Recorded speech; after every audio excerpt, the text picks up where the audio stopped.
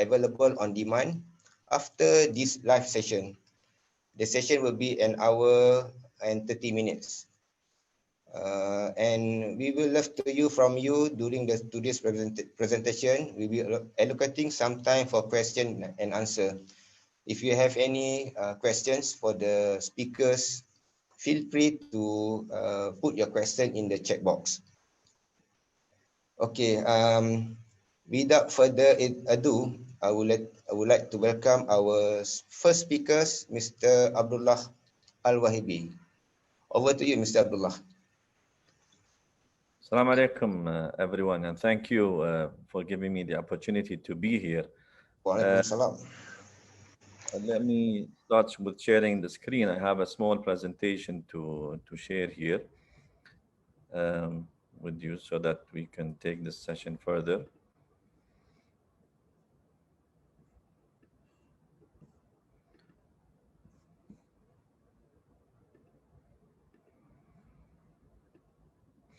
Okay, so the topic, as everybody is aware, is about predictive analytics in facilities management. And I'm being a person who loves history. I always like to start with a historical kind of background about the topics and how things have evolved, and how historically things went through an evolution process. And something that I have noticed while preparing for the topic is that the concept of the analytics, I would say, is nothing new, basically. Although that people started talking about it a lot these days, it is an old kind of terminology. It's been there for quite some time. People have utilized it. People have used it before.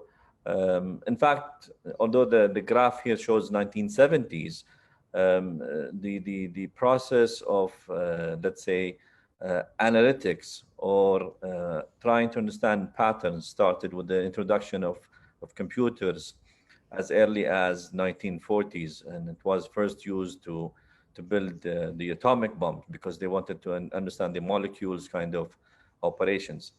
Anyway, so if we just do a kind of like an evolution kind of analysis of analytics, we'll start, with the 1970s, when things were more of whenever something goes wrong, they will just report it. So it was just reporting the problem, giving a certain, this happened today, this has gone down, and that's it.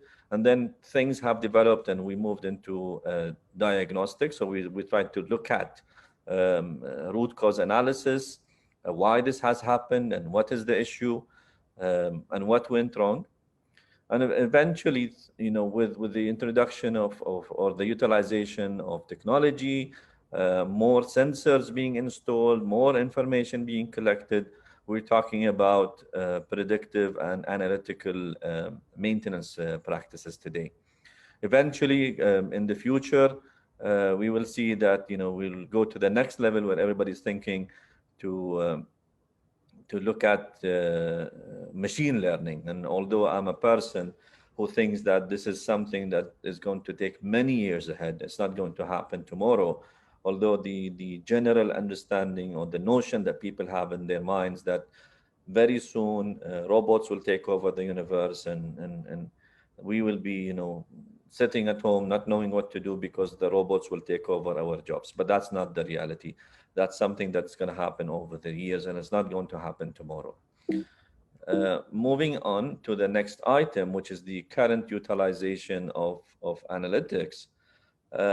Today, these analytics are being used by multiple, means. So it's not just used in maintenance practices. Commercially, they're being used into targeted advertising. So, for example, there are platforms who look at your information while browsing the internet, and they look at you whether you are a single or married or have kids, and then they start, designing advertisements to suit your requirements so that it comes to you or flashes up to you while browsing the internet, or it comes to your email, so that there is a customized message for you. Social media is also using it. Facebook, for example, analyzes the information about, or the feelings and the emotions about certain posts that they are available, and they can generate reports about it. Law enforcement agencies, they collect information about what's happening on the internet, and they can, by tracking certain words and certain activities, they can easily identify what is or probably might happen. So they can, avoid certain attacks or terrorist attacks or potential risk.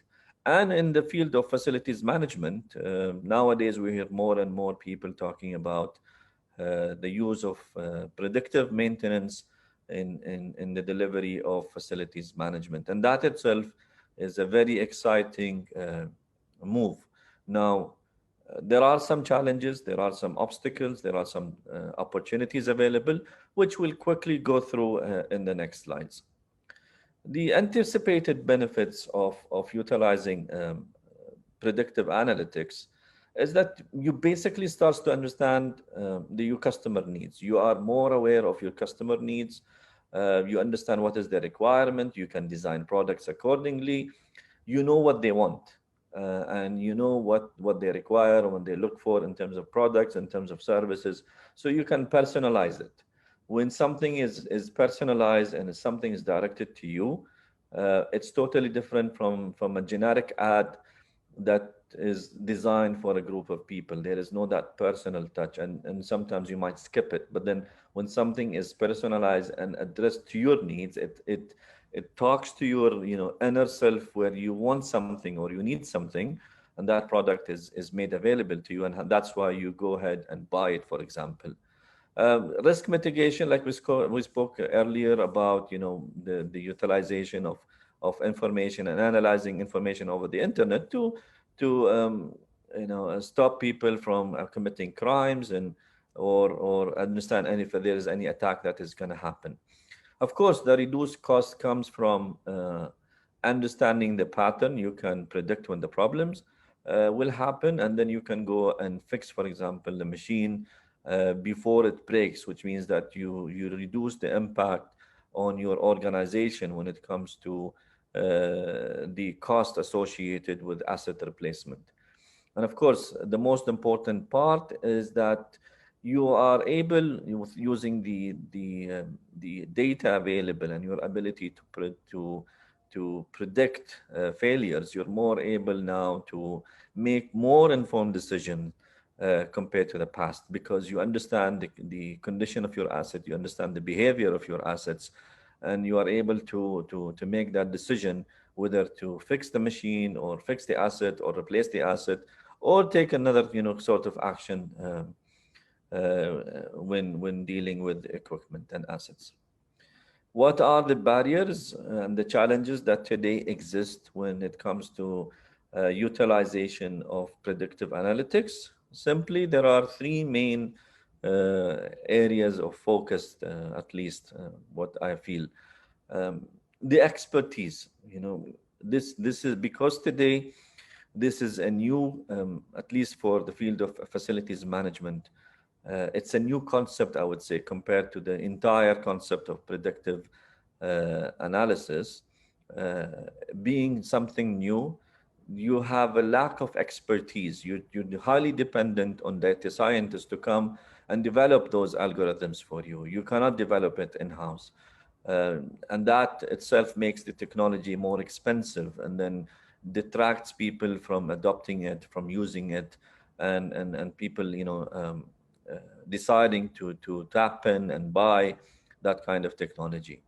That's one problem. The other issue is adoption, and of course that's the common problem with IT in general, and not just analytics or predictive analytics in general. When it comes to digitization and technology adoption, one of the major problems is people being ready to adopt new technologies and new ideas. In fact, if you go back to the innovation diffusion theory, you'll realize that the majority of people, when it comes to new technology, they are the late adopters, and very few, around 12%, are early adopters of technology and new innovations.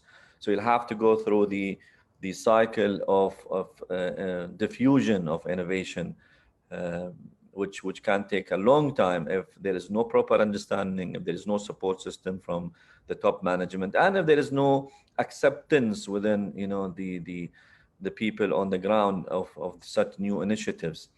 Um, Something about facilities managers, and I think this needs to change, hopefully in the future with the newcomers into the facilities management, is that uh, the facility managers are the least people or let's say engineers in general, engineers and doctors are the least people to accept change. They don't want to change, they want to maintain their current practices, because the moment they change an activity or adopt a new thing, they are afraid of making a mistake or taking a risk, when the maximum thing that you want to have is to restore the availability of your machinery. So it takes time for for engineers and doctors and many people to accept change and adopt new technologies.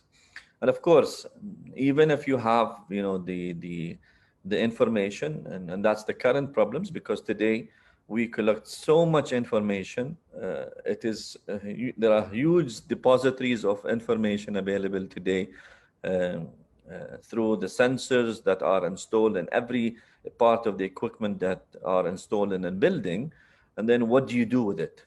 And that's a common problem. And I remember one of in my um, experience previously, one of my team members, he came to me and he said, we've just installed the metering, meters all across the asset, and we are able to monitor and track the energy utilization in every part of the building. And I said, okay, that's well done, and thank you so much for making this happen. So what are you going to do with this information? And that's where the problem is, that you collect the information, you collect the data, but you don't do anything with it. And that's a waste of money and waste of efforts. And that's something that affects the utilization of predictive analytics, from making the benefits of it and the best out of it. What's the future look like? It's of course, the future is all about technology and the use of predictive maintenance. We'll see a huge increase of predictive analytics. There will be an investment in the technology, of course, and in the adoption and the utilization. And we'll see more data scientists. Hopefully, it will be easier and faster to develop the algorithms needed for adoption of for predictive analytics. And of course, finally, the ultimate target will be machine learning. Now, one major concern that I personally have when it comes to predictive maintenance is the reliability of the prediction. And I think many people do face that and have that concern in their heads before deciding to adopt predictive analytics, or to use actually predictive analytics to make decisions. And that's something that is a concern. So it's the ability or the success or the prediction, being able to utilize or to make that decision and make that call to say that yes, we can use this technology and it can be adopted in the maintenance practice. Another concern, of course, is associated with the cost, and of course that is a general kind of thing, that there's always a concern about the cost and how much this new technology is going to cost us, and what is the return of the investment, and who is going to pay for it, whether it's the service provider or the client. And these questions need to be answered before deciding to take on that next step, of course. And the last one, I would say, is about uh, the trust. It's about trusting the new technology and trusting its decision and trusting its abilities to help us to improve the operations. These three elements can make a difference and help us towards moving toward machine learning, which is going to, like I said, We are very much at the early stages. We are at controlled learning today. The algorithms are written by data scientists, and eventually these, programmed into the machines to give us these predictions. So hopefully, in the coming years, we'll see a change, and machines will be smarter and better and improve in terms of their ability to learn, instead of depending on the data scientist to give them the commands needed for predicting and being able to identify potential problems. Having said that, that takes me to the end of my presentation today. Please feel free to ask me any question you want. I'm here to support. Thank you.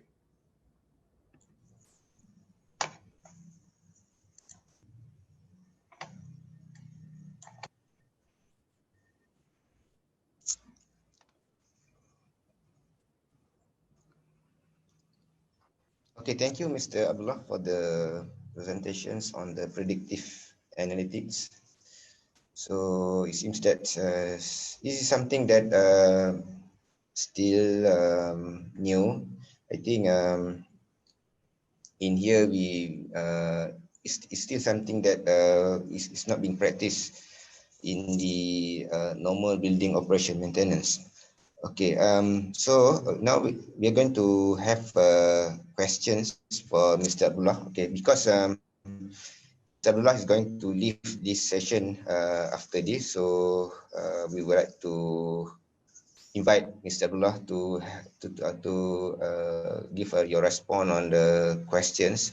Okay, the first question is, a lot of data is being generated during the maintenance phase. What is the value of this data to the maintenance team and the organization at large? How can we convert this data into predictive knowledge? Over to you, Mr. Abdullah. Yeah, thank you. Of course, there are lots of information being generated, and that happens every second because you have sensors across your systems. If you look at, for example, the air handling units inside the building, there are sensors on various parts of the equipment. So you're collecting your BMS today has thousands and thousands of information being available, being sent to the central command area, to the BMS room, and the maximum thing that the BMS operator does is to silence the alarm, unfortunately. So that's one of the problems today, that we are able to collect information, but we don't do anything with it, and that's the challenge that exists today. And that's why we started seeing some initiatives where organizations have been set up to have a central depository, for example, and do a building benchmarking and generate reports. And that's how this information can be utilized. For example, Honeywell has a center in India that collects information from various buildings and does building modelings, and of course, and then utilize this information, for example, when it comes to energy, to do benchmarking, and eventually make recommendation to the owners of these buildings being connected to about their energy usage. And that's how it can be utilized. But that's being done today in certain areas. It's not a common thing. People are still afraid of sharing their information. Still, people are not convinced. There are some people who have ego issues where they think that they can or they have, for example, all the knowledge and all the expertise needed to make such analytics on their side. But in reality, it's not the case. It is a bit complicated than just a simple decision. You will need data scientists to write algorithms. When I personally tried this before in Burj Khalifa, and we had to get a data scientist to write the algorithms. Yes, we did all the possible scenarios of failures so that we can do the controlled learning and tell the machine that in case you sense X or Y, this is the action that you need to do. But that's also, part of the journey of utilization. So in very simple terms, data is available. It's not being utilized today. There are centers, there are places like, Microsoft Azure. There is, Honeywell office. There is an office in, I think, in somewhere in one of the Scandinavian countries that enable the use of data and gives decisions. But is it enough? It's not enough to me. There is more to be done, and there's a huge opportunity of being able to utilize this information to make a difference in the operations. Okay, thank you. Okay, now we go for the second questions. Mr. Abdullah, the perception of the word maintenance has changed drastically. It has been twisted and pushed into an ugly limelight. Considering this, can we turn maintenance into a profit center? And if yes, how will we? Okay, over to you, Mr. Abdullah. Okay, thank you. Of course, unfortunately, this is the case. And it's not just the maintenance that is poorly regarded. It's also the facilities management function is poorly regarded within the real estate market, unfortunately. But that is changing slowly. I think facilities managers are being more active and more vocal about their daily challenges and how they can add value to the operations. One thing about being a profit center or not, of course, I mean, if you are a facility manager or facility management service provider, of course you can make money, but with the huge competition that is today in the market, the margins are not the same like before. So there is a kind of pressure on the margin, and that's why you will need new innovations to be utilized to improve your competitiveness and develop that competitive advantage. But in reality, as a facility manager, your core business is to maximize the utilization of the assets and protect it. Your core business is not making money. Your core business is to maximize the utilization of the assets, and that's the definition of facilities management. Now, can you make money? Yes, of course. Like I said, if you are a service provider with good technology being adopted and being utilized, you can make money. But if you are just a normal, plumber, you might cover your cost, but the competition will rule you out very soon. That's how I see maintenance and how I see the transition. Thank you. Is there any other question from the audience?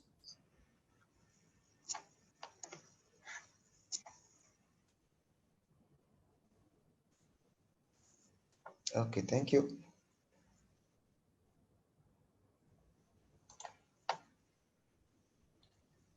Hazli, do we have any from the audience, any other questions to me, or before I give the mic to the next speaker?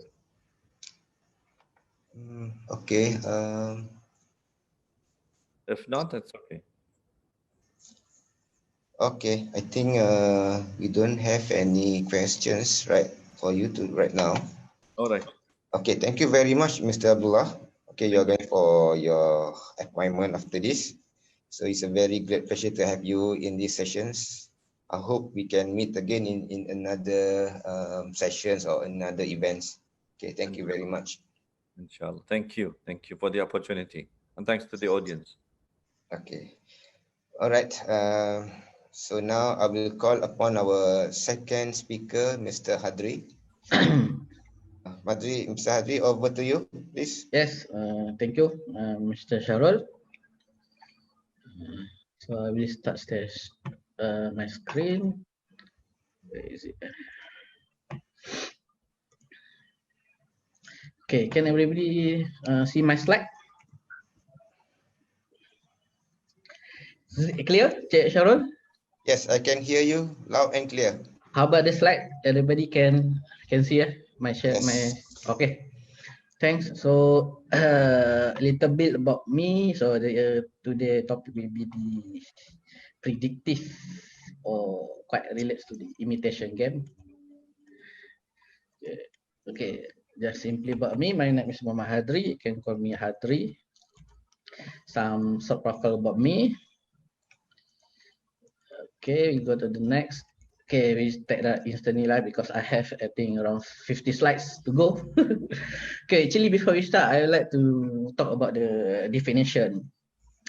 Because I want to everybody have the same understanding first, so it's really easy to understand later. Because there is a various definition of advertisement in market, or you can go from firm, international, local.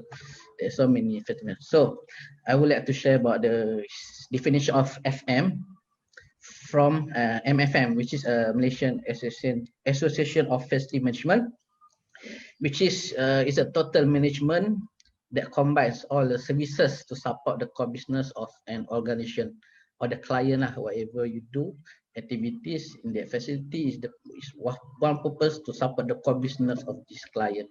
So where is actually facility management place? So here you can see the facilities, see their business goal, which is to generate profit, and the core business about sales. So there's a resource of power, and here where we are, the facility management, contractor or service provider to support the core business of the user.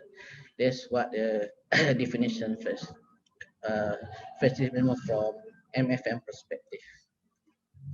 Okay, so what is preventive and predictive? Actually, before we go to the predictive analytics, I would like to share about predictive and predictive, the definition, so everybody can understand the definition. So first, what is preventive maintenance? It is a inspection, a task, like a checklist, a list of activities to be performed the asset and execute routine maintenance or prevent expected equipment downtime or failure that the activities are. So unlike the corrective maintenance where service or repair occurs after the asset has malfunction, so difference between corrective and maintenance is corrective is more reactive. So you only perform the repair works after the down or malfunction of the asset. Different with the preventive where you do the activities in purpose to prevent any failure of the asset. That's a first thing about preventive. So how they determine preventive frequency actually there basically there's more, but I would like to share only three. It's based on time-based maintenance, which involve completed routine maintenance at scheduled intervals such as weekly, monthly, or annually, which is normally here in Malaysia is been decided by actually in the contract by the government or the client, the owner of the facility. They already state and determine the frequency of the preventive maintenance for specific assets. So if you are to comply with the contract, so you need to complete all the PPM activity based on the contract. Okay. The number two is based on condition-based maintenance, which is refer to performing maintenance based on the discovery of physical evidence of potential asset failure, or maybe it's by visual or by like daily routine checking. So once you found the asset needs to be maintained, to be serviced, so that's where this condition-based maintenance plays. So maybe it's not just the routine audit, or maybe there's some sort of a building condition audit. So when they perform in audit of one of the facility, so they found that this certain asset or equipment need to be performed the PPM activity. So the third one is usage-based preventive maintenance. This one very common actually.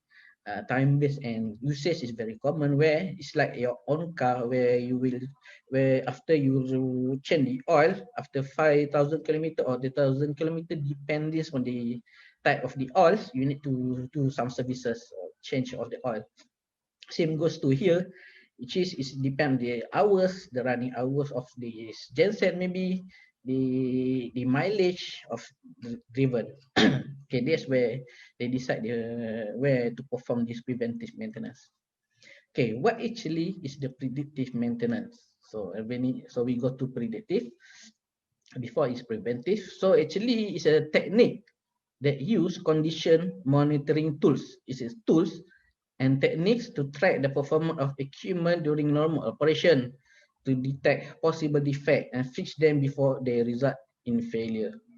Okay, ideally, predictive maintenance allows the maintenance frequency to be as low as possible to prevent unplanned reactive maintenance without incurring costs associated with doing too much preventive maintenance. Means if you actually preventive maintenance or maybe some suggestion from the supplier or manufacturer of the asset, they they suggest for certain frequency to perform the maintenance activity. But when you perform this predictive activity using the special tools, you can reduce the frequency of PPM activity, but it will definitely will incur cost because the capex to procure the asset or the rental of the special tools to perform this predictive maintenance. So here one of the predictive maintenance tool. Actually, it is a very common use in Malaysia facility management. Sometimes we call PDM, predictive maintenance. Sometimes in contract they call condition-based monitoring. Actually, CBM is type of predictive maintenance which involves using sensor to measure the status of an asset over time while it is in operation. Like the definition of predictive, just now I explained about the overtime means it's a duration of monitoring of the particular asset using the special tools.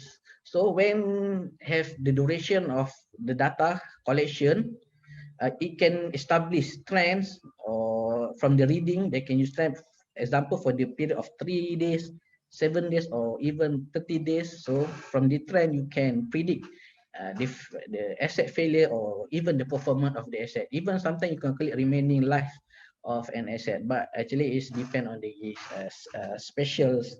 specialty of the consultant when they perform the CBM activities. So which CBM maintenance is only performed when the data show the performance is decreasing or a failure is likely to happen. So rather than specific interval like PPM activity, actually CBM is a give more accuracy of the to predict the performance of the asset, but it will have some cost because it requires special tools. So then, what is the predictive analytics? That's what the topic is all about actually. So to have some understanding, actually, definition of predictive is describe the use of statistic and modeling to determine future performance based on a current and historical data. When we talk about predictive analytics, it's about prediction. It's not about it's not when you do some prediction, you already have plan. You will plan what to do. It's not the asset is going to fail, which is your prediction is accurate. When you talk about prediction, it's prediction. It's about prediction. Later I will further explain what it's all about. Okay, actually predictor look at the patterns in data to determine if those patterns are likely to emerge again. It's depend. Actually, it's when you talk about pattern, it's about the specific asset. It must be focused on the same type of the asset. Only then the pattern can be applied. It cannot be a HU pattern over the FCU pattern or even the Chile pattern. All those assets is three different pattern, which it cannot be applied. So it can only be applied the pattern between AHU and AHU with the same specification and not much different in terms of the tonnage or specs. Even maybe if the net is AHU maybe has different technology is cannot be applied to because it's a different thing. So it must be the same type of the asset. Which so the benefit of predictive actually allow businesses and investors to adjust where they use their resources to take advantage of possible future. Maybe you not really understand what is this statement. So later when we go into this slide, you have better understanding what actually predictive. Okay, I would like to say actually this based on my experience. Actually, there's a many type of maintenance call. I think everywhere there's preventive, corrective, unplanned, predictive, cyclic, reactive, many terms, and even repair. Actually, the methods only two: scheduled or unscheduled, regardless of what they are called, what you call, what are the clients call. what in the contract call actually will group into two only. Okay. So we go next. Where is the predictive analytic occur actually? This is a very interesting part. So you see, with these maintenance activities, the provider, they have schedule. Under schedule, they have preventive maintenance. They have predictive maintenance. Why? Only two, because I would like to differentiate between preventive and predictive because there's involve two different type of activities. And schedule, corrective, reactive. Whatever the name, whatever reactive is fall under a schedule. So where is the predictive? The whole thing is predictive analytics. It's about data. Data you collect from the PPMs, from the predictive maintenance activity, from the corrective maintenance activity. It's all predictive analytics. Okay, just keep in this definition first. Later in the end of slide, maybe you have understanding what I'm trying to say about the predictive. Okay. Next, predictive maintenance. Okay. Before, it's actually predictive maintenance and predictive analytics is two different things. Now I want to talk about the predictive maintenance. For example, I show five types of PDM, which is very commonly used in Malaysia and even in the flexible contract in Malaysia. They already mentioned in the contract that if we need to perform this PDM activity every 5 years, even maybe for 1 year. So need to be careful when they bid a tender. They need to ensure that all these costs is properly budgeted, because this cost will be very expensive, depend on the numbers of the asset on that facilities. Okay, we go first. Example of predictive maintenance, there is vibration analysis, thermography, acoustic is the sound, and the oil analysis. So we go further detail. Infrared thermography. So thermography actually is analyzing the thermal. You know, thermal is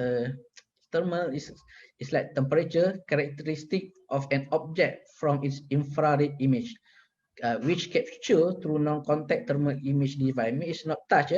It's like your camera. It's like you use on camera with the certain distance, which this infrared thermography allow you to see heat energy radiated by objects, mean the heat from the object, either cold or hot, body emit this type of energy. Means the heat, the temperature comes from the asset, equipment, or any objects. Okay, this is a result of thermography test. This is an example which is produced by the FM contractor or the specialist contractor which hired by the FM or the client. So you can see this is the legends. The green one is mean it's okay. The yellow is need to be cautious with the equipment.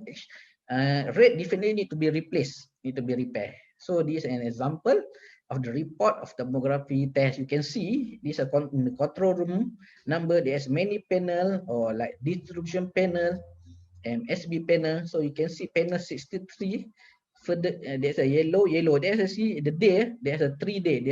They monitor one particular asset for 3 days, for the 3 days period. So because they want to check the pattern and to confirm. As you can see, day 1 is still yellow. Day 2 is yellow.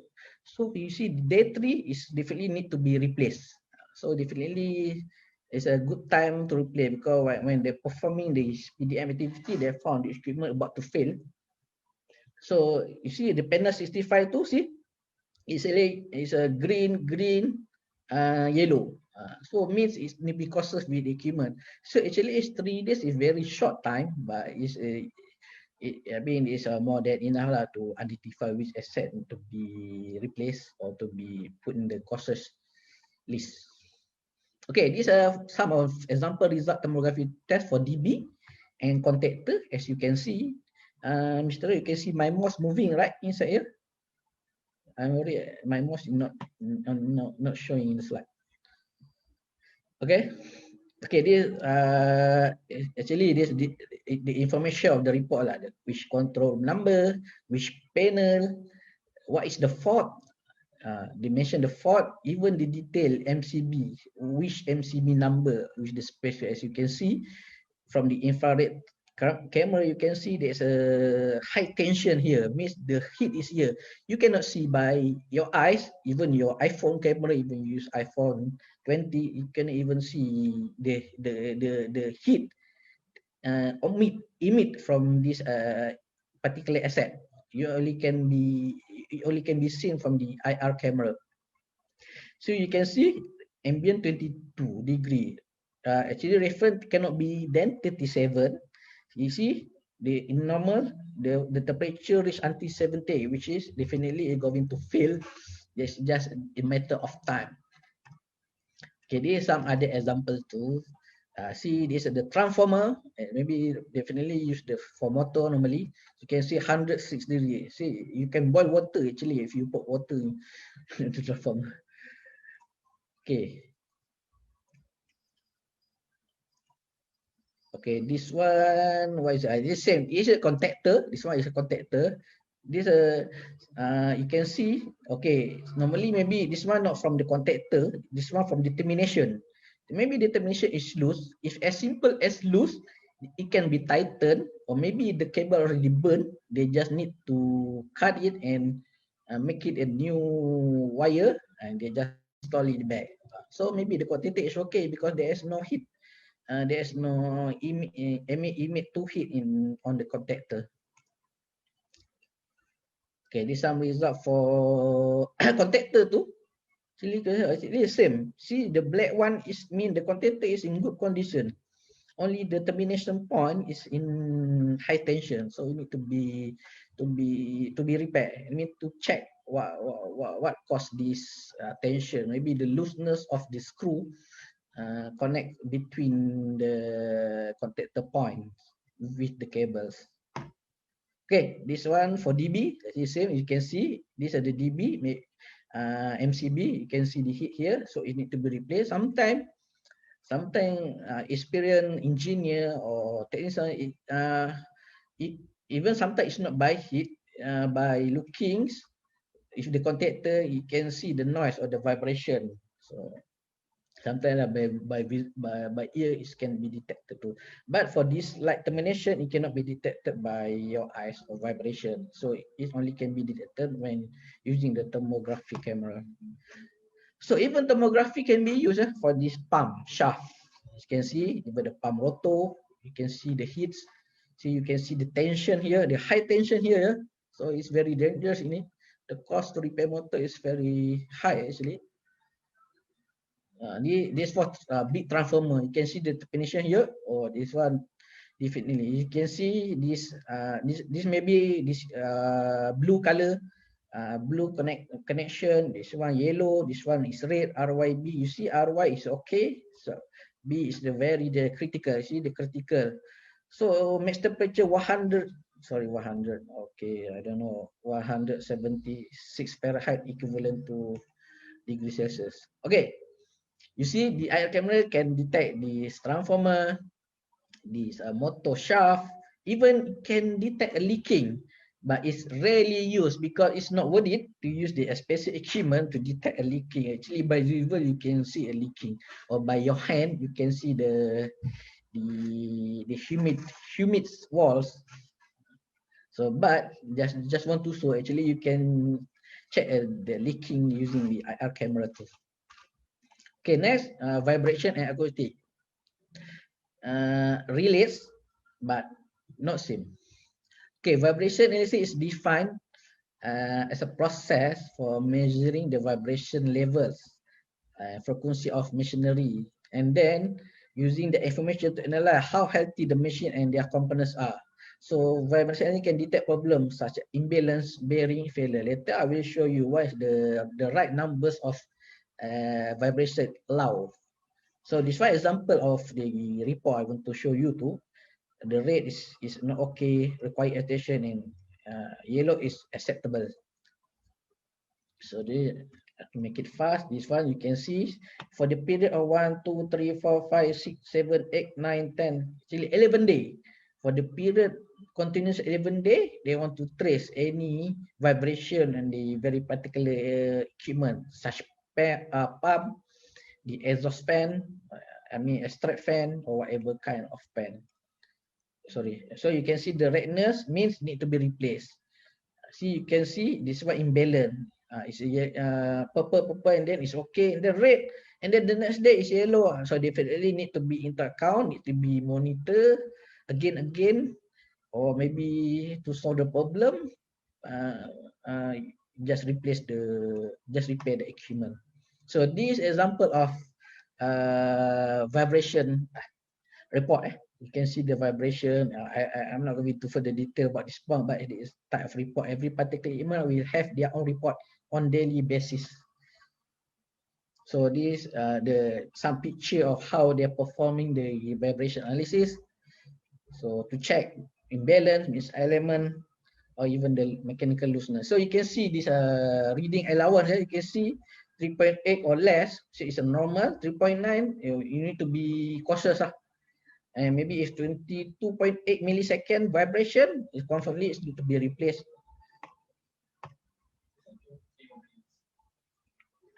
Transformer oil. So they said I have 3 more minutes, so I cannot make it so I make it fast. So BDV test, still transformer oil test and I'm going to explain later So you can see this transformer oil test. See, they mentioned TNB standards insulation is 1 giga ohms. As you can see, 1 giga ohm equivalent to 1000 mega ohm. So all the reading is 2000, is above 1000. So you can see the maintenance test means pass. Mean it's below than the insulation test below than that, then it's not to be repaired. So this one, some of silver, the hairline crack or type of crack. Okay, I just want to show, but the picture taken actually can be analyzed using the MATLAB software or other crack detection system. There is some kind of image processing. By taking picture, you analyze this picture. By using the software, you can analyze the crackness, the length of the crackness, how deep the crackness. Okay, why predictive maintenance actually? So it's to prevent cost to take over of the asset, handing over the asset after certain duration, or reduce the cost of maintenance for after in the long run. So as you can see, the cost of maintenance will be. I'm not saying this cost maintenance could be reduced. I'm not saying, but it will involve the cost to procure the equipment or to hire the special special contractor to perform the predictive analytics. So actually that cost to need to be included. So maybe if you add, maybe it could be more, it could be less, or could be same with the preventive maintenance cost. So it need to be count. Okay, how predictive analytics is performed actually. Okay, I cannot say this is a best practice. Actually, this is my thought after, because it's not common, like I think like previous presentation by Mr. Abdullah. We have those data, we keep all those data, we record all those data, but nothing has been done with those data. So I just give a thought what you should do to implement this predictive analytics. This is my thought. First, you need to define the descriptive analytics before you go to predictive. Define the detailed things. So which I divide the strategy into two.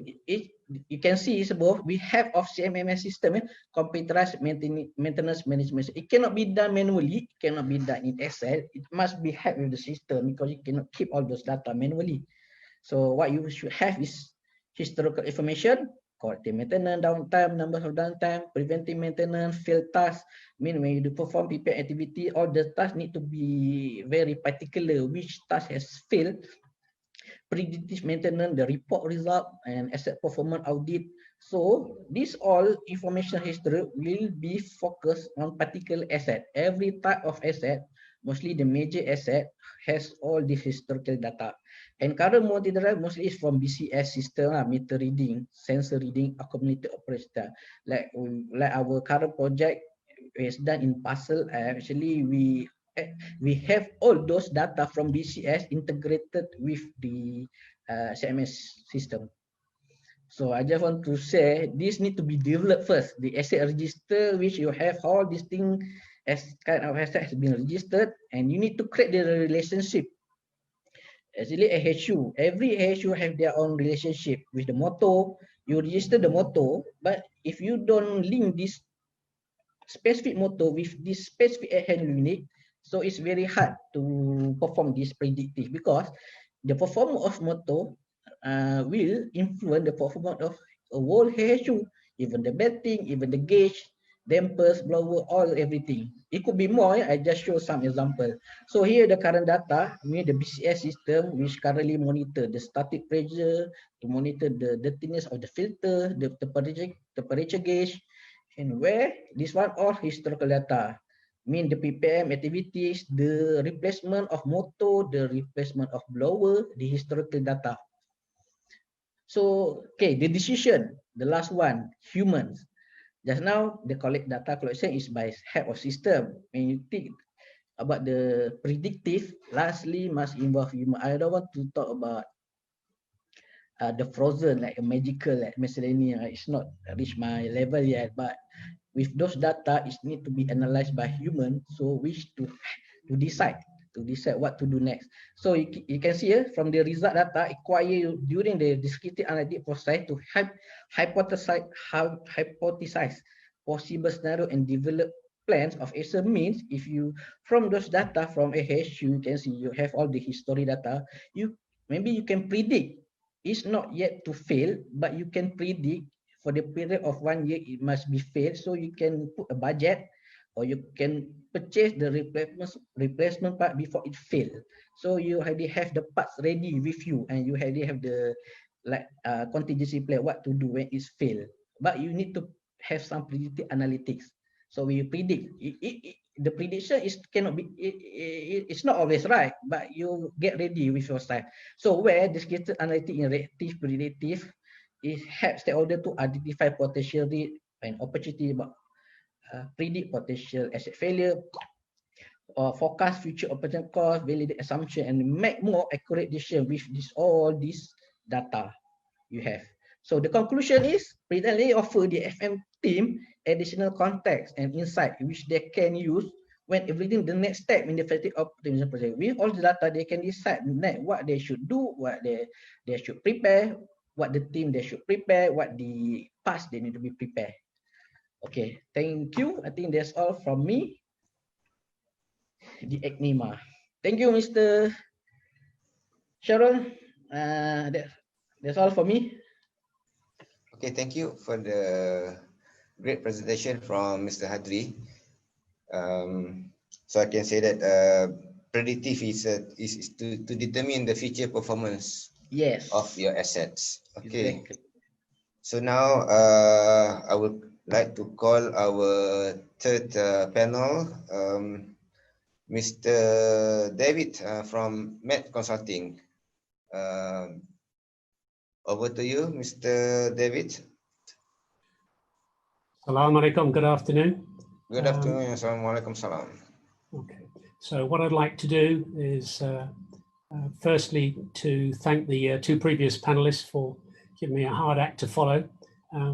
The whole purpose of what we're trying to achieve today is an exchange of information, and that's very much what I'd like to achieve. So we're in a position whereby we can, let me just come back into camera, there we go. We can go through a series of slides, but it's the provoking of thought and the exchange of techniques and stimulating some brain cells at this time on a Thursday afternoon. So what I'd like to do is to share my screen, and on that basis, what we're hopefully going to see shortly is a series of slides which I'll run through. We'll just double check that we can see everything now.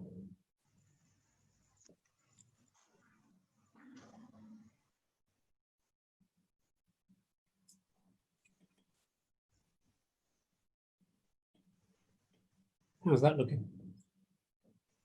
Still not appear in the screens. Okay, we've got a system control with Mohammed Hadri, I think. You're still sharing to him? Mr. Hadri, can you unshare your screens?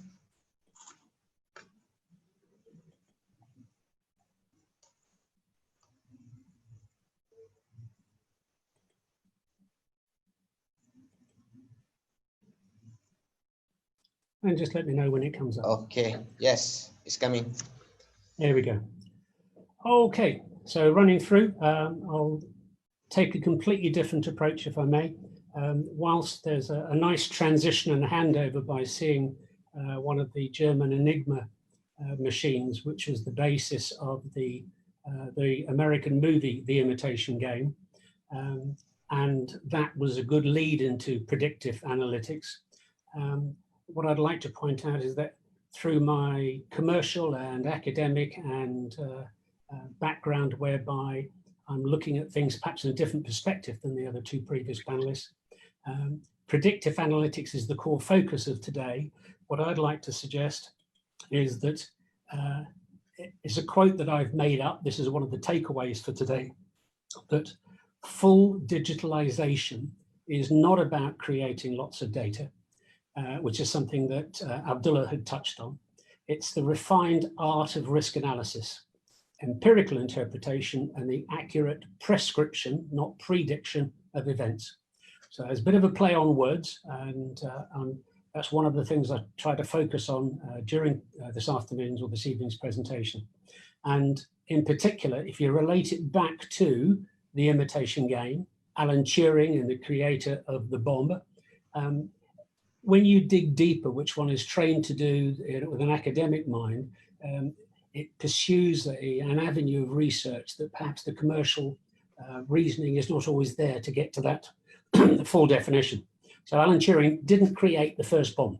It was, by definition, it was actually a team of Polish scientists who had got hold of the samples and were able to create something. And as per the movie, they worked out that it was something like about 42% accurate, compelling viewing, but it didn't really give a truthful message. And that's what I try to drill down to, and we'll try and focus on this afternoon, is getting down to some core facts rather than necessarily dealing with the details of digitalization in FM and other things.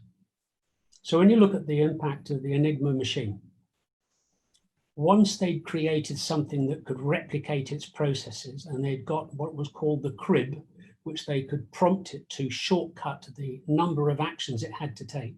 What they did is they adapted the technology available at the time, which is very limited in its technology, quite crude mechanical devices. And it was used to decrypt the German supposedly secret codes. What you do with that data is what was so important. That created the ultra secret. Only a very few people knew the truth of what was decrypted. Now, whether you interpreted, responded to where a submarine wolf pack was or who was traveling on a certain aircraft, if you gave it away, then you lost the strategy of ultra, which was the fact that you could decrypt your enemy's signal traffic during wartime, and then they would just reset and you'd lose that technical advantage. Well, I want to take that principle and translate it across into companies in FM that can have such a commercial advantage rather than a wartime advantage, and that they can use the technology to develop skill sets that other people don't necessarily know that they've got, but it's using the technology that's available. So let's move on to this. Why am I taking this approach? Well, I'm a mixed person by pedigrees, on the basis that I am still a student at Heriot-Watt University doing my PhD, unsurprisingly, in digitalization in FM. I'm a certified member of IWFM, and that I'm on the regional UAE committee. And also I have my own consulting company, which is the QR code on the right, which is Middle East Technology Consulting. So that's me as the individual. What are we going to focus on today? In terms of predictive analytics, what is it? All right, facts and assumptions. FM is based upon the transfer of risk. Excuse me, Mr. David, could you switch on your camera so we can see you? Can you see the screen? I can see your screen. Just can you switch on your camera? I can do, but can I just focus on the slides? That's more important to see what I look like, to be honest. All right. Okay. Right. That when it comes down to the effective mitigation, the transfer of risk, and that is what's put into contracts. If we're going to have accurate data, and only with accurate data, can we actually then have the benchmarking of everything that's included associated with that data.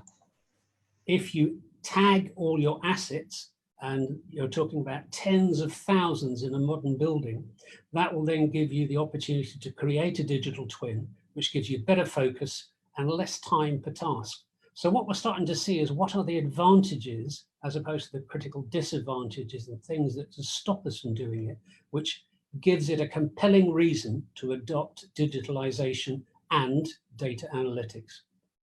The furniture, fittings and equipment and all the assets and plants and things that we've got, the defect liability periods, the maintenance parts and the like, all of this provides a wealth of data today that previously was stored in massive cabinets or in sheds in the back end of warehouses.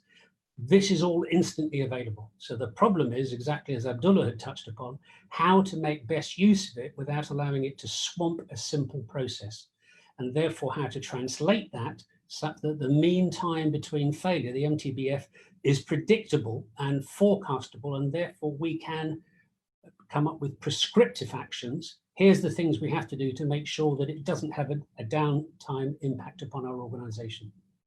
If we have equipment that won't break down, then there are benefits in health, safety, and environment and quality. All of these can be identified, and that in itself can be translated into disaster recovery plans and business continuity plans.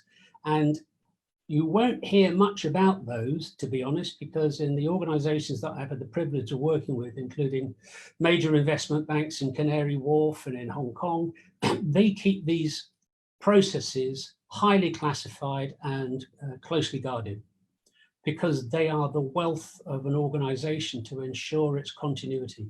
Many organizations that haven't had this advantage in the last 6 to 8 months, faced with unforeseen impacts of COVID-19, are now developing these skills. Okay? So a critical figure for a takeaway today is that the International FM Association, the American sourced institute, they estimated 3 years ago that over 85% of the life cycle costs of a modern property are incurred during the O&M phase. I'll come up to this more graphically shortly.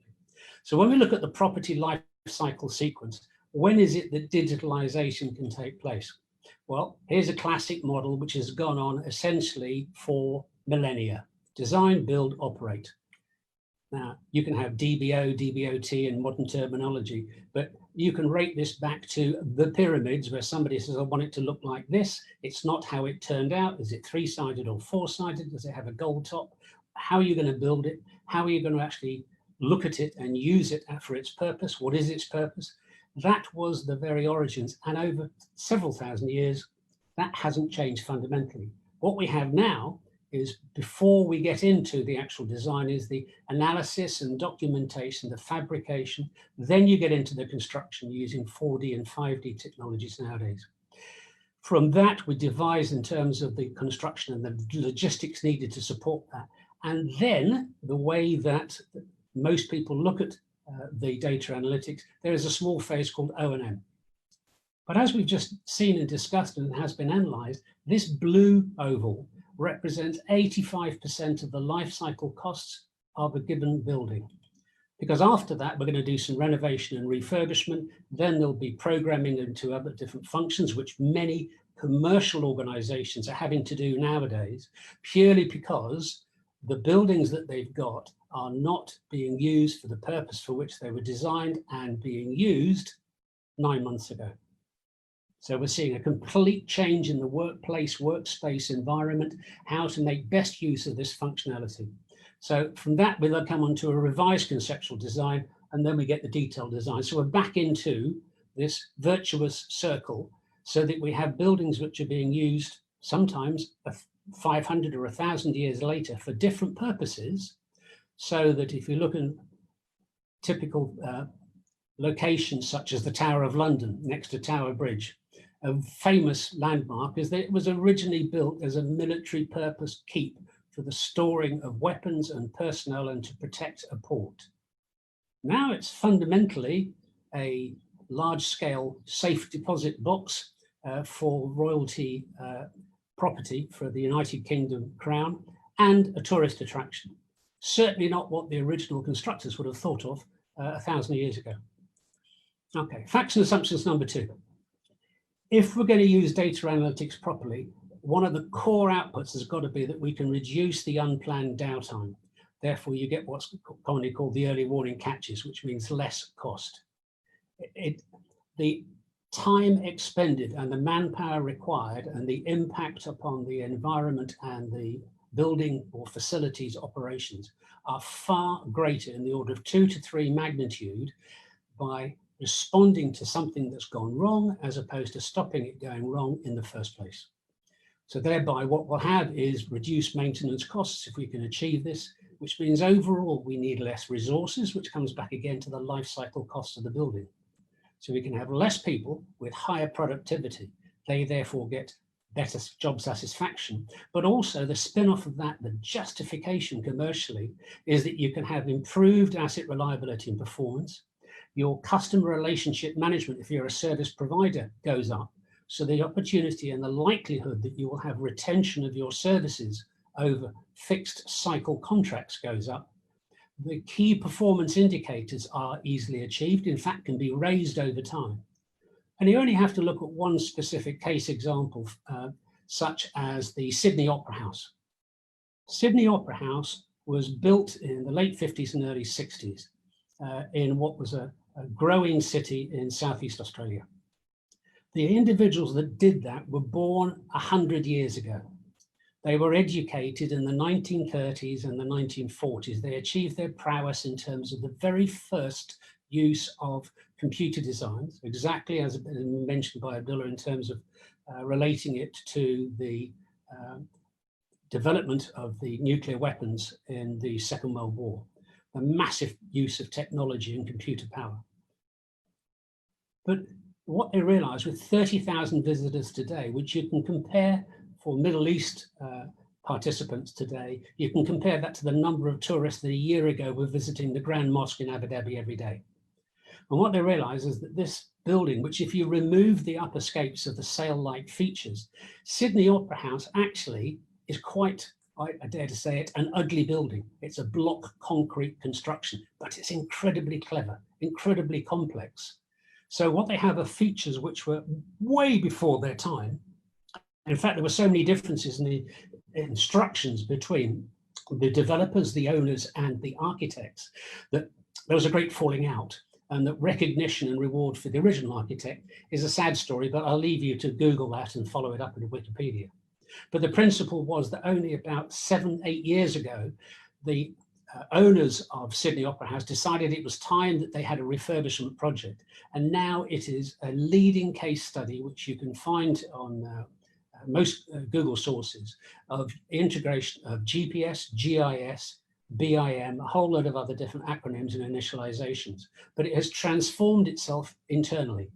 Doesn't seem any difference on the outside, but it's a much better, more efficient property to maintain. Overall then, what we're looking at doing is improving the health, safety, environment and quality, and protecting the assets and the environment. It's absolutely critical now, and you'll see current press releases trying to achieve some progress in these challenged times, that the health and the environment in which we operate is critical. So what we're looking for here is how do we achieve operational excellence by having higher asset availability and thereby giving enhanced return on investment for the asset owners and the respective stakeholders. If we have open connectivity between the various systems that are deployed in a modern building, we will therefore get improved asset utilization. So to bridge this IT-OT gap, and we haven't come across that before, information technology, often stretched now to be ICT for communications, and the operational technology, the people are actually using data analytics on a daily basis to task the individuals and how to digitalize your mobile workforce. So for that, you need analytic preventive maintenance, which is touched upon by our previous panelist. The mobile operator rounds, that an individual now is much more multitasking. He's not just a plumber or an electrician or an HVAC operative.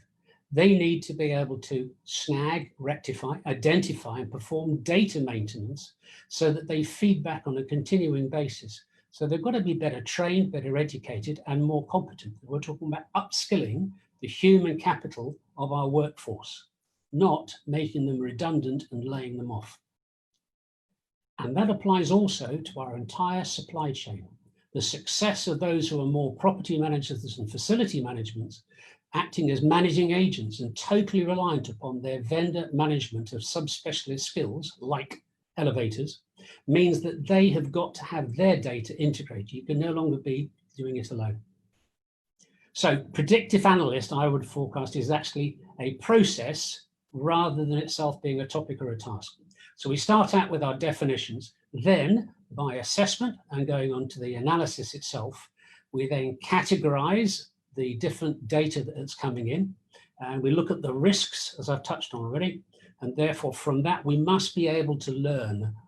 Now, whether it's the humans learning and adapting the system or going to the extreme at the end of the cutting edge technology where we have the automated interpretation and understanding of AI learning, our resources, as I've said just now, need to be developed. From that, we can forecast. After that, we can prioritize what is forecast that needs to be achieved, and then we can plan and use our assets more effectively. So that's what I'm saying is how it's a process rather than just a single subject.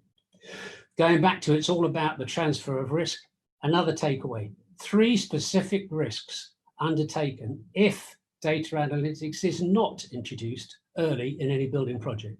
Number 1 is, and these I've put in full, but EIM, AIM, OIM, PIM, TIM, all of these now are buzz phrases within the digitalization world, particularly of building information modeling, that this is how you all define how you're going to have these systems talking to each other and what are you actually going to do. It's to mitigate the gathering of data just for the sake of it, which swamps your systems. It's come about because, as most of us realize, that we've got more processing power in the mobile smartphone that we hold in our hands and very much take for granted. Only a tiny percentage of the global users of smartphones and mobile phones actually have the smallest idea of how the phone works. That doesn't matter. They don't actually need to. What we're saying is that you've got to learn how to make best use of it. And the Bill Gates estimate is that only between about 5 and 8% of the technology that he sells through Microsoft is ever used by a single user. The rest of it, when you think about it, is you're using one language on your PC. You're not using the 100 other languages that are available to be used in different scripts. You're only using a certain number of definitions and terms and fonts and point sizes. The rest of them are all there, but you're only using commonly 1 to 2 fonts on your laptop, even though there's a choice of scores. So we've got to make sure the definition is critical. The important thing we follow on from this is that the data's got to be available, and it's often not used to best advantage. It's lost. The constructors finish their tasks, they download it to CDs, they're handed over, and nobody knows how to use it. They're written on different systems, so therefore the information is there, but it's just not leveraged. And therefore the life cycle costs are incurred when all these opportunities are wasted because we don't work together. If there's one critical change I've seen over my career is the difference between hierarchical structures acting in independent ways and having improved collaboration instinctively between different parties. So takeaway facts and figures. When I said that the 85% of the life cycle costs are from IFMA, the most significant criteria have got to be determined by involvement with data analytics at the early stage of the AEC processes. And with the advent of BIM and digitalization, we're working towards collaborative processes. Okay, so advancing technology comes in waves. What are these specific waves? The 3 waves that are commonly referred to now, started off by Gartner and others about 15, 20 years ago, is that there have been the introduction of the internet in the 1990s, the mobility applications that have stemmed from that with the advent of our phones, and now what is commonly called the living services, the applications. You want to find out what temperature it is in your room, you switch to your mobile phone to sense it. You want to find out what distance something is, you use an application. So from those three basic phases, what we then switched to, and this is with a reference to a university that Autodesk held that I was participating in about 2 years ago, was that they kindly identified all of these and look at the different scales.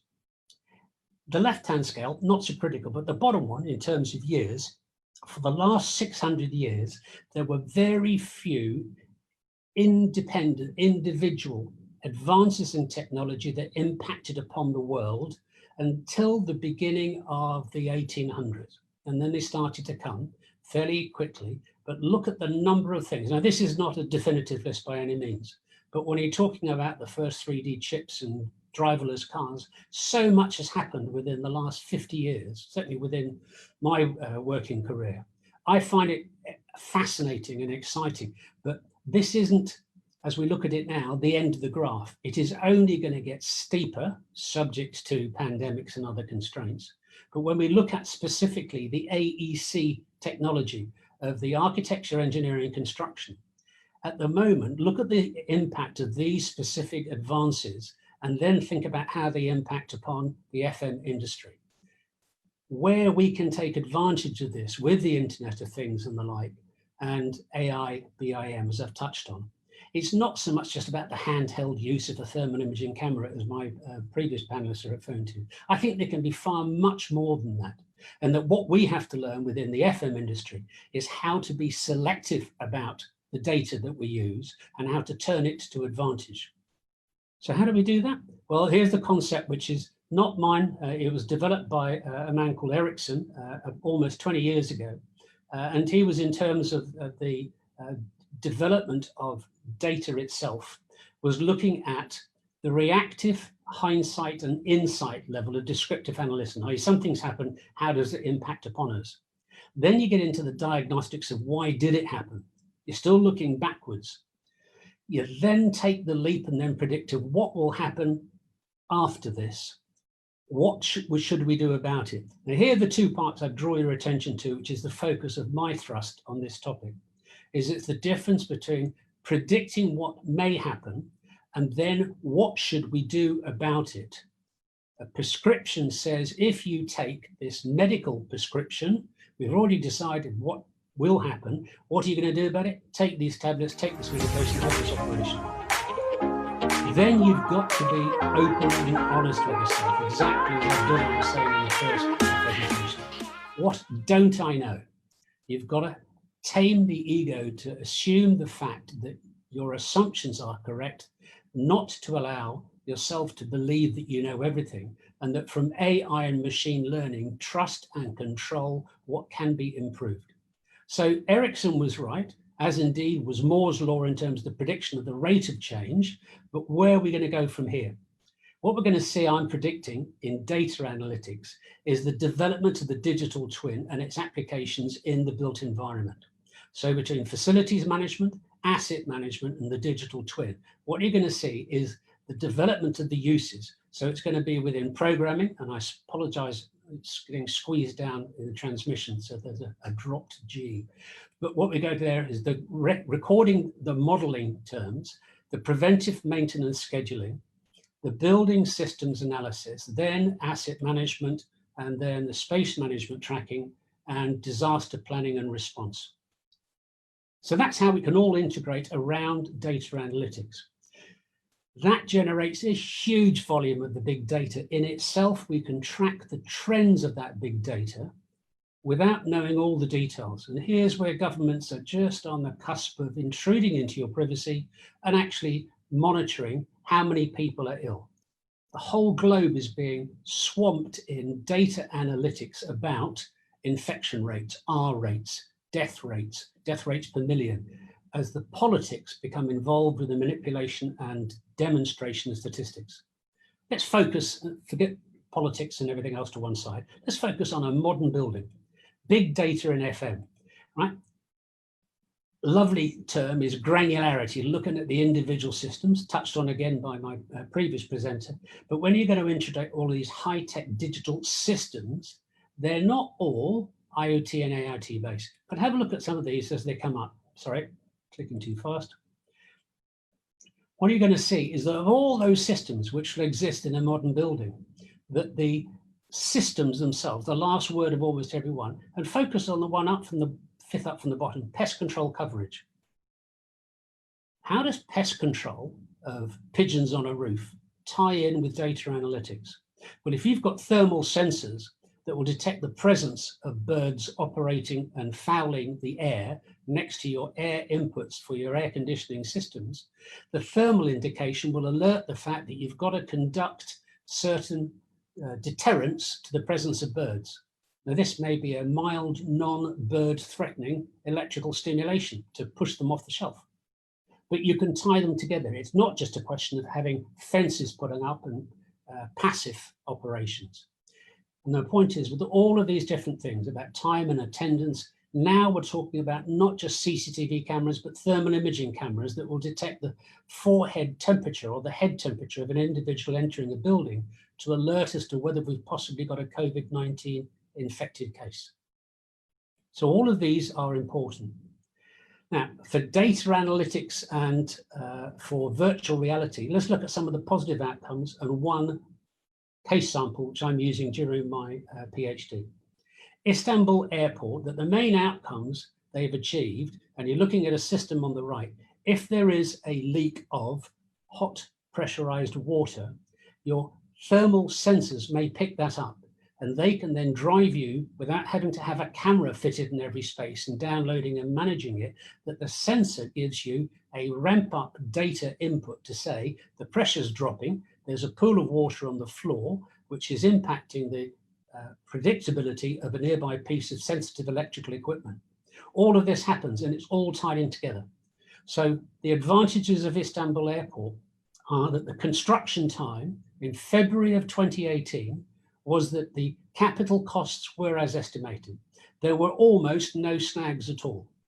And that there was a hugely high productivity of the workforce who went around with their iPads in their hands, not sheets of paper and crib notes. And what you ended up with is a very sustainable FM process. So data analytics and management in FM, following on from that within a single case study sample, is that digitalization is a centralized collaborative process. It's not a project task. So one's got to be prepared to change all the work processes. Some construction companies are doing it in order to win new business. Very few FM companies are conducting the transformation based on my research so far. And therefore, why is it? What about the FMs? Why are they not grasping this opportunity? Governments are demanding level 2 in the UK and in the UAE, and it's proven generically that you can save 18% of your CapEx cost because it's built on time, occupied earlier, less delays, and therefore your CapEx is reduced. You can save up to 27% of your OpEx over a specific lifetime because you can predict when you need to perform certain changes. And just take this one as a thought process for the day. You go through the door of a common atrium to a corporate high-rise building. You're standing on the polished marble or stone floor just inside the rotating door. It is the same slab of stone as the material which butts up to the glass sheets which are the outside of that atrium. They cost the same per square meter to install. 100% of the occupants of the buildings will walk over this floor, apart from those coming up through the lifts from the basement car parks. Nobody is likely, other than possibly a cleaner, to stand on the same quality of material, which is there just inside the glass fascia. Common sense, design influence, or from an FM point of view, should we have a tougher granite floor, which is easier to clean and maintain? Now that's smart FM to me, not just the use of technology. So when it comes down to looking at the systems to make sure they are all interactive, that you can fit a chain hoist to move a diesel generator around, we've got to be able to have an effective handover process. The ROI is measurable, and there are very few market leaders in such software products. There are a few, 2 or 3 are outstanding. Education, in my mind, comes before procurement, prior to operations, and all these other terms and technologies, ones that I've been involved with, from a UK perspective, here are the ones which are leading the charge towards the adoption of data analytics and digitalization, and the use of a common language. So overall, from a summary point of view, what I would say is data analytics is not you. It's just a proven application going back to Turing and the Second World War and the use of the bombs. There wasn't one, actually, just to finish off in terms of that anecdote, there wasn't one as per the movie, there was over 200, but that was a closely guarded secret. And each one of them had a specific task and a process to achieve. But they were, in their day, cutting edge technology. So that's not new. Data analytics is rather a work in progress with newly identified capabilities. The constraints, the same as they were, to be honest, 80 years ago. There are many criteria in terms of a pandemic. So it's a war against a virus rather than a war against Axis forces. But what we have to be able to do is to invest in the systems, the resources and the capabilities. And that favors visionary, forward-thinking organizations, and there are no shortcuts. Actually, that's not quite true, because again, going back to one of my lifetime heroes of Alan Turing and his team, wasn't just him, as shown in the movie, he had a closely knit team of incredible individuals who were visionaries in themselves. When they were frustrated by technology, facilities and investment, what did he do? He wrote to Winston Churchill, who had visited short time before, and said, we need more money, we need more people to make this work. So he did bypass the system. There was a bit of a shortcut, but he was addressing somebody who wasn't himself, irrespective of all of his other characters and his own self-recognized faults. Churchill had that advantage of being visionary and forward-thinking, one task. Right?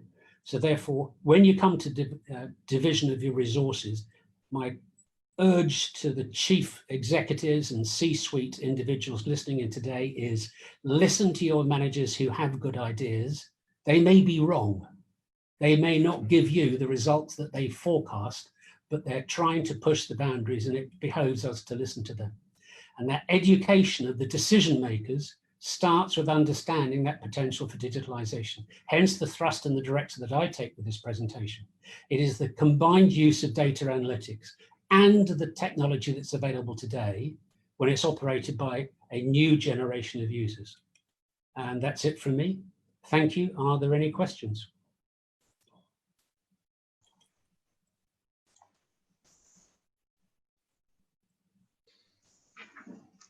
Thank you very much, Mr. David, for a very comprehensive presentation on the predictive analytics. So predictive analytics is a process. It's not just one thing. So another take is that 85% of the life cycle cost is on the operations and maintenance. Okay, now we go to the questions. Okay, first question to you, Mr. David. From your experience in providing strategic planning for IFM in the workplace department, what are the key components of strategic plan you would prefer to a maintenance organization considering the economic impact of the COVID-19? It's an interesting question, and thanks for that, Cheryl. It's not strategic planning, I would suggest, first off, is that what we have to deal with is the reality of the day-to-day tasks as it develops. I'm not cynical, I am pragmatic by nature. And my interpretation of your question is to say that this is unlike certain leading politicians who have said this will all be over before Christmas. I don't subscribe to that principle. The so-called Spanish flu, which interestingly enough emanated from America, was still detectable in 1957, almost 40 years after it was first introduced. So I don't believe that there is a maintenance organization that's going to get an instant solution to the problems. They have to be tactical. But for the first thing, I would say the most compelling overriding requirement is the protection of your resources, your human resources, your employees, to apply a level of safety and care for their personal protection equipment, so that it's not just that the place that they work, but it's understanding them as you would do with a good customer.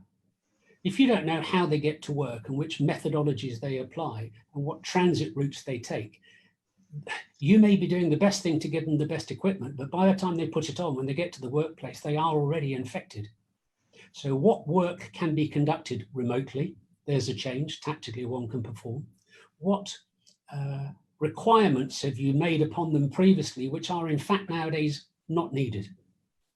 And how do you ensure that the interaction between these individuals, that you're using technology to advantage, particularly for people who are working on their own?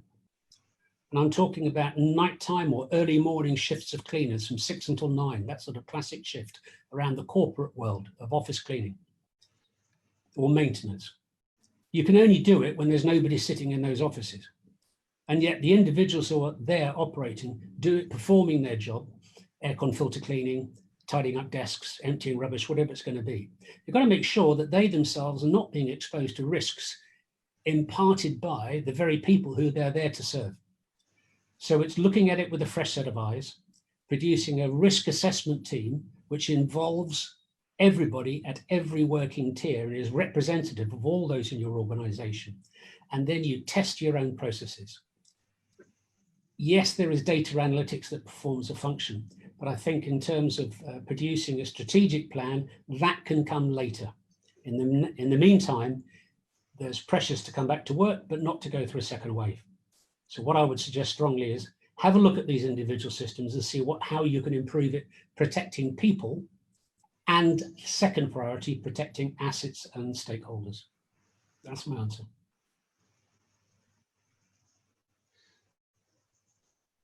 Okay, thank you, Mr. David. Okay, next questions.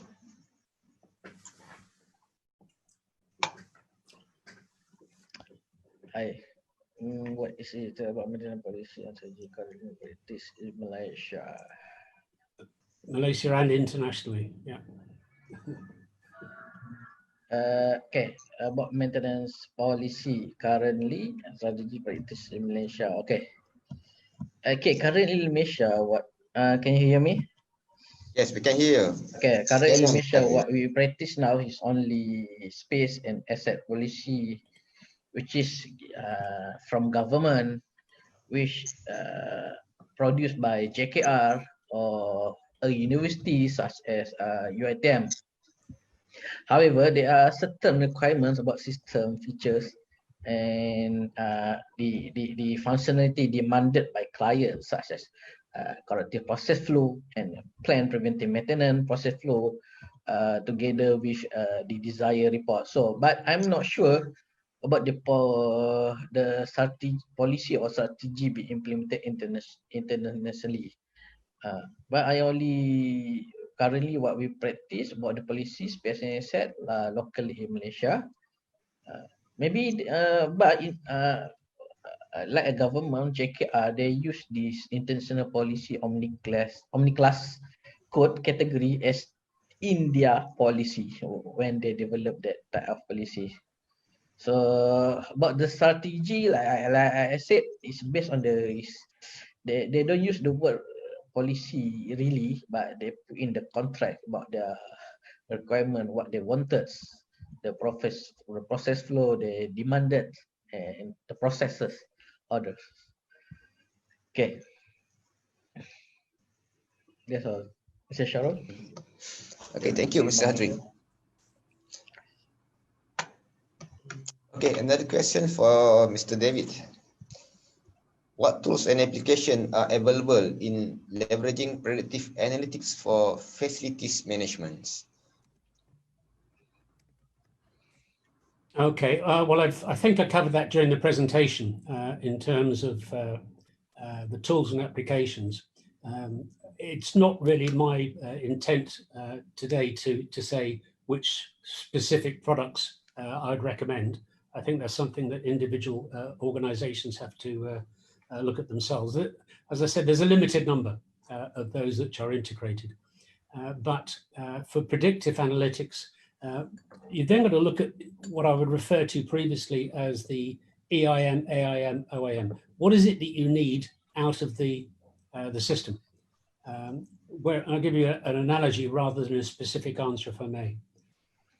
Years gone by, if you're going to make a journey by road along a route that you didn't know, you would go and find yourself a map. That might be large scale, small scale, whatever it's going to be. And you then have to have skills of the navigator to be able to interpret that map to where you actually are. So the navigator needed to find a means by which they could know where they are.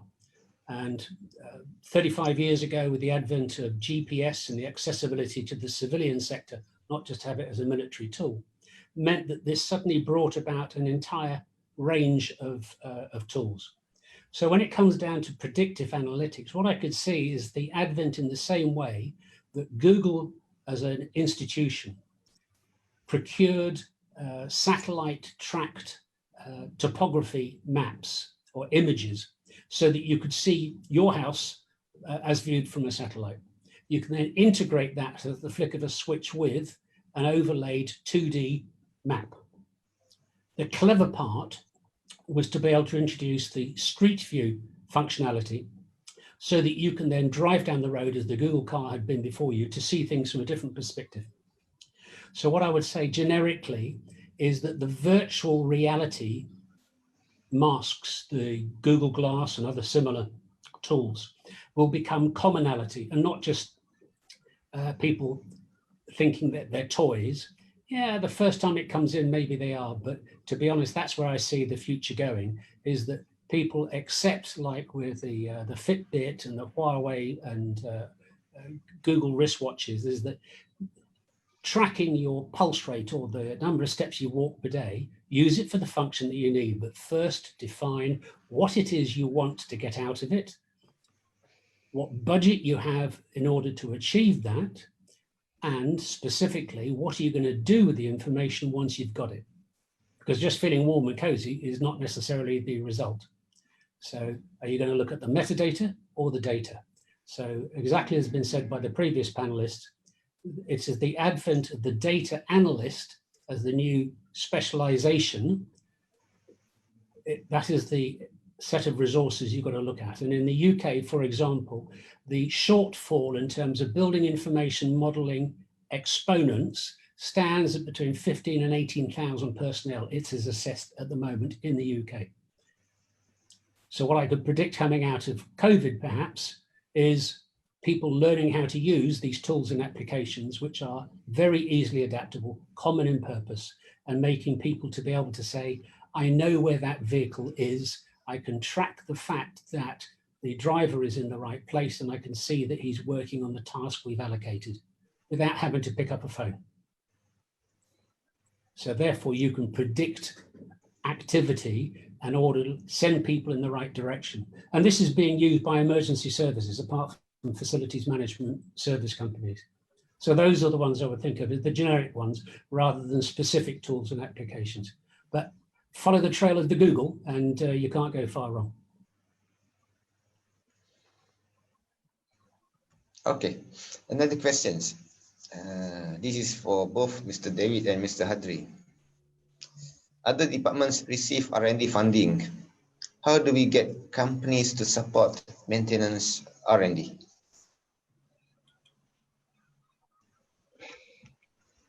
With me first. Okay, over to you, Mr. Hadri. Okay. This is, I don't know what his question is this actually. Okay, about the R&D. When you talk about the support maintenance R&D, it need to be specified. What maintenance R&D is all about. Is it about developing a function, new features?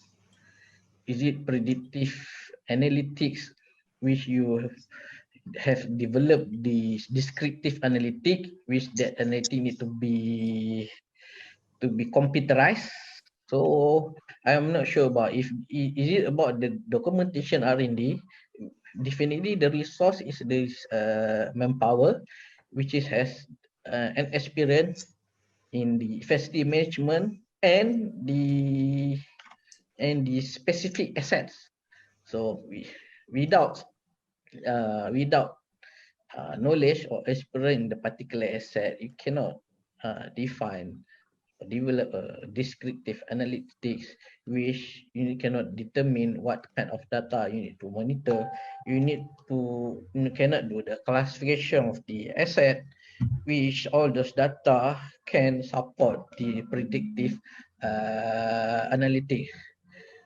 So if you're talking about this funding, it's actually it depends. If the client want a system which capable to perform the predictive reports, I'm not talking about this analytics, which is analytics, the result, the decision made will.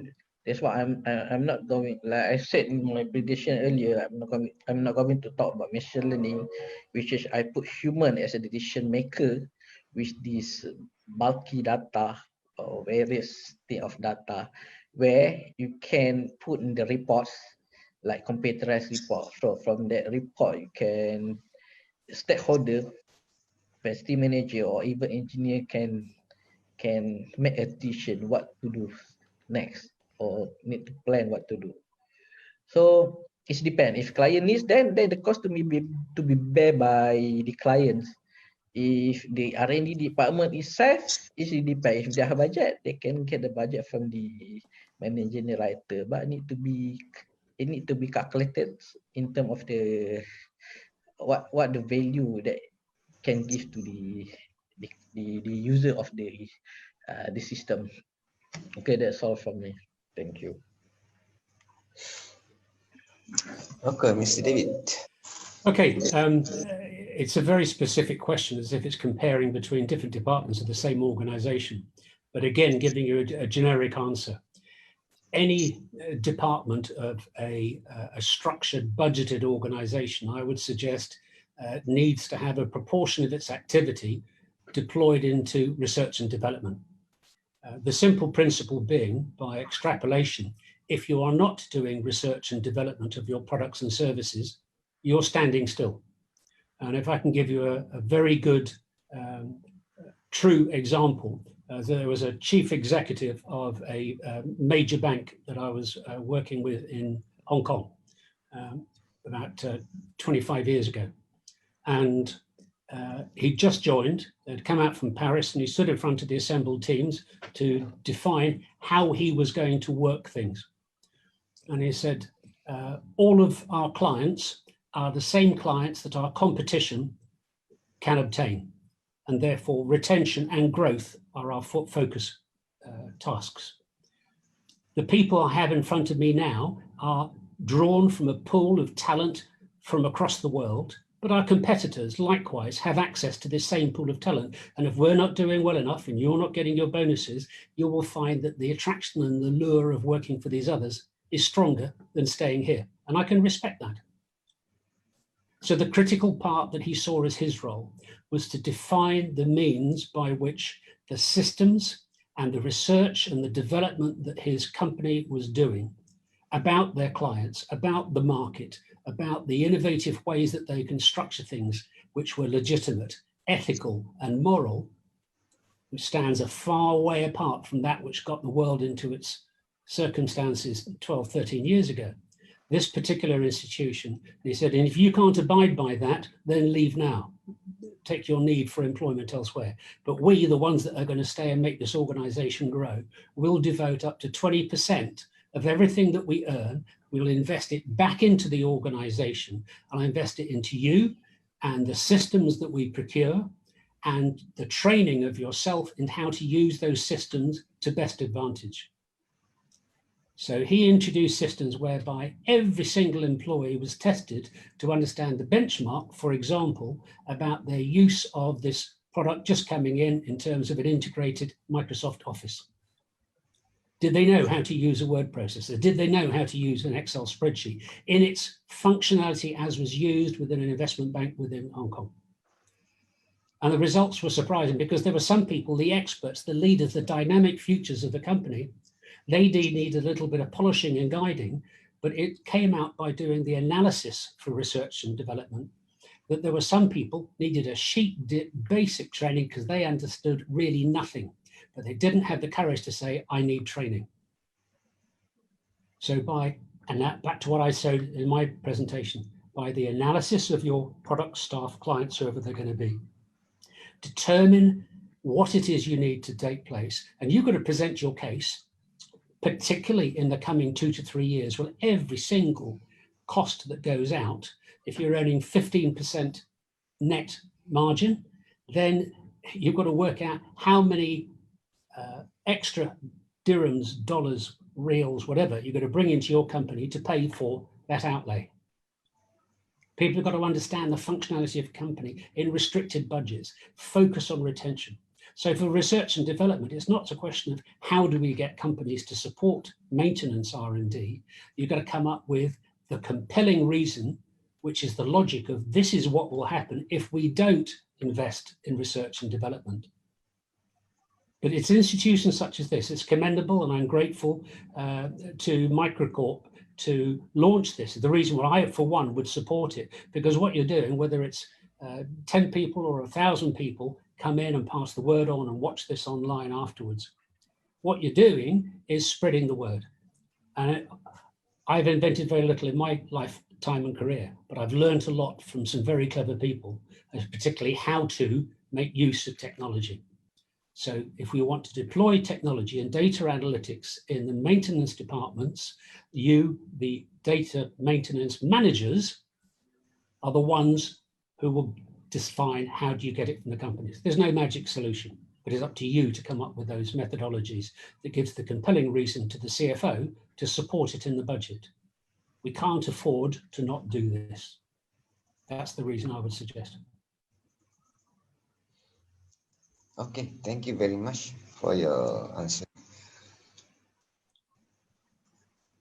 Okay, I think, do we have any other questions?